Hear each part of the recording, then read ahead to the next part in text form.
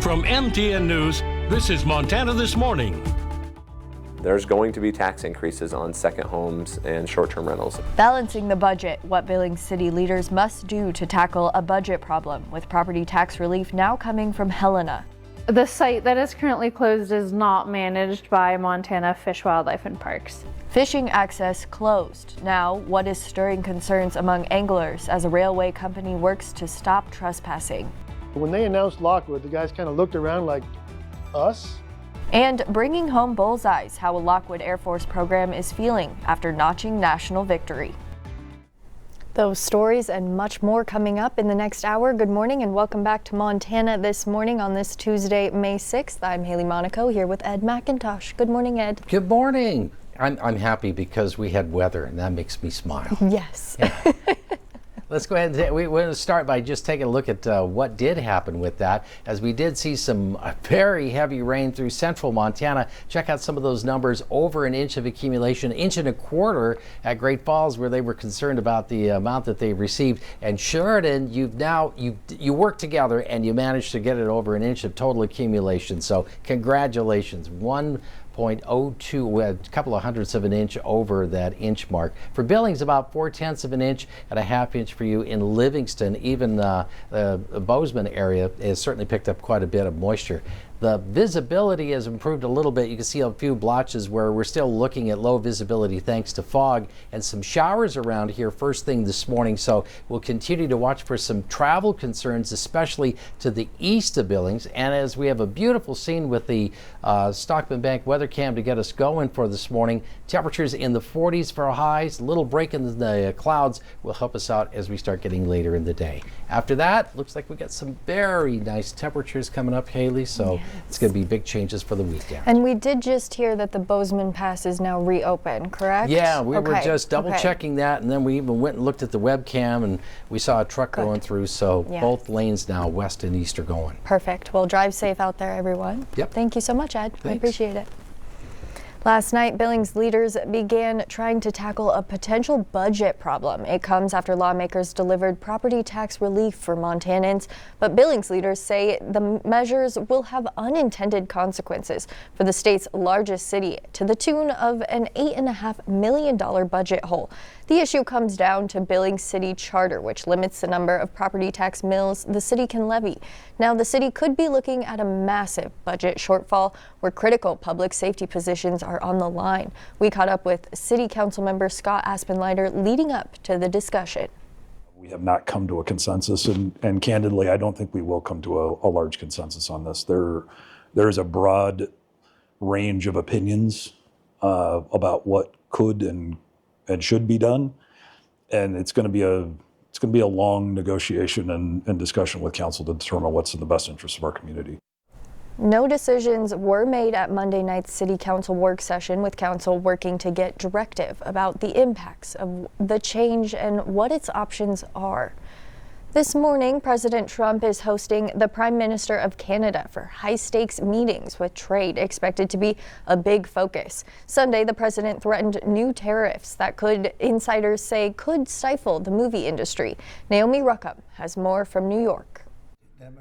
Today at the White House, President Trump meets for the first time with Canada's new Prime Minister, Mark Carney, amid his growing trade war. I guess he wants to make a deal. Everybody does. I will fight for the best deal for Canada. Then there's the president's new threat to impose 100% tariffs on movies made outside of the U.S. I'm not looking to hurt the industry. I want to help the industry. White House officials say no final decisions have been made, but the announcement stunned Hollywood. Everybody's very afraid, that's for sure. Everybody's very worried. Also Monday, the Trump administration announced a program offering $1,000 and free airline tickets to undocumented migrants who want to voluntarily leave the U.S. If you leave on your own, you can take advantage of legal programs, come back. Meanwhile, the Trump administration has upped its battle with Harvard University, cutting off new federal research grants unless the Ivy League school meets its demands. Harvard sued the federal government over a previous funding freeze. In a statement, Harvard said the administration's terms would impose unprecedented and improper control over the university. Naomi Ruckham, CBS News. A Wyoming mother is facing charges of furnishing guns to her felon son. Her son, William Lowry, later shot a Sheridan police officer to death. Now that mother claims the government is withholding evidence that could show he stole the guns from her. According to the Cowboy State Daily, Officer Nevada Krinke was shot to death last year by Lowry. Lowry's mother, Eileen Hurley, was indicted this past January on 4 felonies for allegedly giving 3 guns she bought to Lowry, who was later killed by police in a standoff. Hurley's defense attorney claims in a filing that material evidence about how Lowry obtained approximately 14 other guns that he's suspected of getting from other people is being withheld, which could help Hurley prepare her defense. A popular spot for casting lines near Columbus and Reed Point has been cut off, and that's not sitting well with local anglers. BNSF reeled in public access, citing trespassing and safety concerns. The move comes after this 2023 bridge collapse sent train cars tumbling into the Yellowstone River, spilling asphalt and raising safety concerns. Our Marcus Kakova takes us down the river, where the railroad and state agencies are trying to build a bridge to compromise. For those who live along it, the Yellowstone River's water carries a long history of meaning in its currents. You know, the Yellowstone is such a lifeblood for a lot of communities along its banks. It's a connection felt by people like Chris Fleck, a board member with the Fishing Outfitters Association of Montana. You hear the lapping of the water on the shore. It's just kind of a rejuvenating feeling. To me, it's symbolic of life. Chris has spent nearly 25 years fishing these banks, including one spot in particular, the Twin Bridges access site, the same area tied to a bridge collapse and train derailment nearly 2 years ago. All of a sudden, the closure barrier was put up here with no information that I know of or I'm aware of that was posted or submitted to the public. BNSF's recent move to close off the site has sparked backlash online, with many questioning the loss of what they thought was public access. The site that is currently closed is not managed by Montana Fish, Wildlife and Parks. I reached out to BNSF about the closure. No one was willing to speak on camera.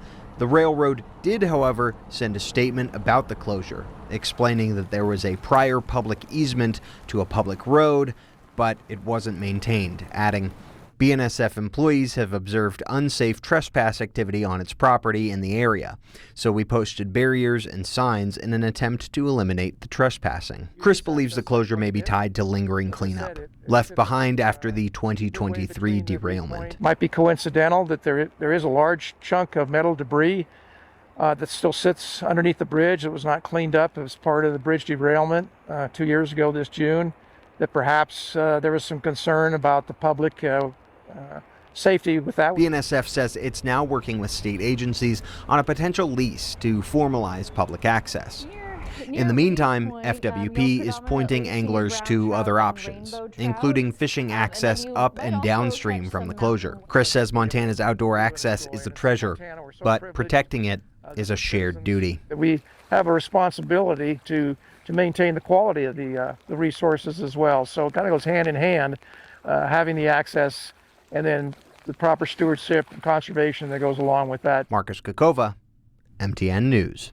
Marcus, thank you.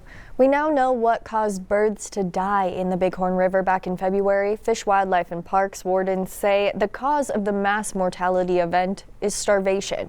FWP collected mallard, geese, and shorebird carcasses from near the Bighorn Fishing Access Site. The carcasses were tested for avian flu, but they all tested negative for that.